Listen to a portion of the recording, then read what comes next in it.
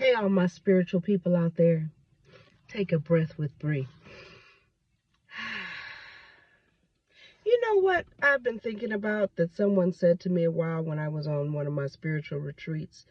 You know, I did make a video yesterday about what's been going on with me medically. And I did a spiritual retreat. A lot of you who really know me and know my story from Compton, you know that I witnessed the murder of my primary parent, who was my grandmother, who got me from 3 months old after my mother tried to put me into a suitcase. So that amazing grandmother, that Texan grandmother, is why I'm a California country girl, know how to cook lima beans and chicken and dumplings and salmon croquettes and biscuits from scratch, okay? But that amazing grandmother was taken from me violently, tragically, instantly by my grandfather, who killed her at 32. But the point is, although I thought I had resolved that, I thought I went through all the past trauma of that, the post-traumatic stress and all the dreams and all the memories, but the place in my head that I touch all the time, where the invader is that I spoke about yesterday, is exactly where she was shot. Exactly the size she was shot. So it is possible, if you believe in that I haven't quite, you know, when stuff shows up in our bodies, things that we haven't released sometimes, or it's the last bit of that murder that I haven't fully resolved yet. You know, I don't know that you can fully resolve something like that. So it's possible. Just think about it. It's possible that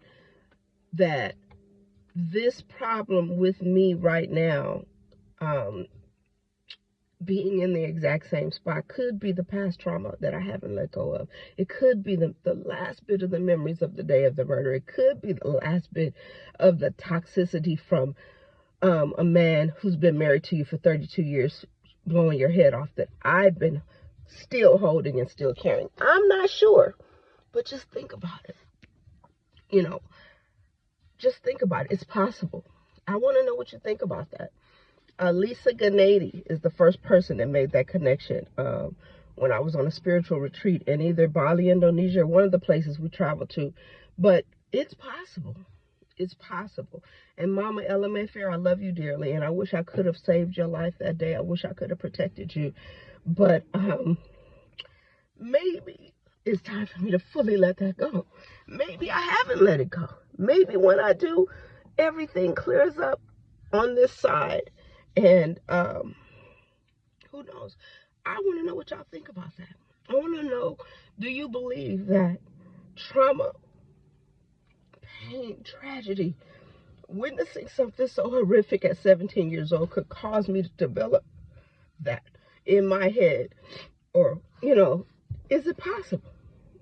Is it possible? I'm not sold on the idea yet, but what do you think about it? You know, so if so, then here now. And also, you know, when I recently, what brought this all back up again was when I recently went to the doctor to start this process again, and she was just like, oh,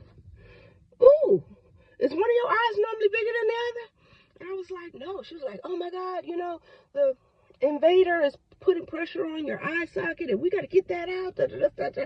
So she panicked me a little bit, you know, even though, you know, I don't believe in fear. I don't believe in walking around in fear. And it took me a few days of numb yo whole rank cake yos to try to get that right.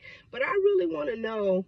I know the medical industry, we don't have no choice but to depend on it, but God is bigger, God is greater, and a lot of things we've been through in life are the reason for the things we hold in our bodies sometimes. So I just want to put that out there and see how y'all feel about it. Is it possible that I developed this invader in the exact same spot? Every time I touch my face, the exact same place that I saw my grandmother get shot in the head. Is it possible? Is it possible? So let me know what you think. I'm sorry. And I'm done talking about this, y'all. On to a great day. On to a day of love and happiness and peace and joy. But clearly there's some things I still gotta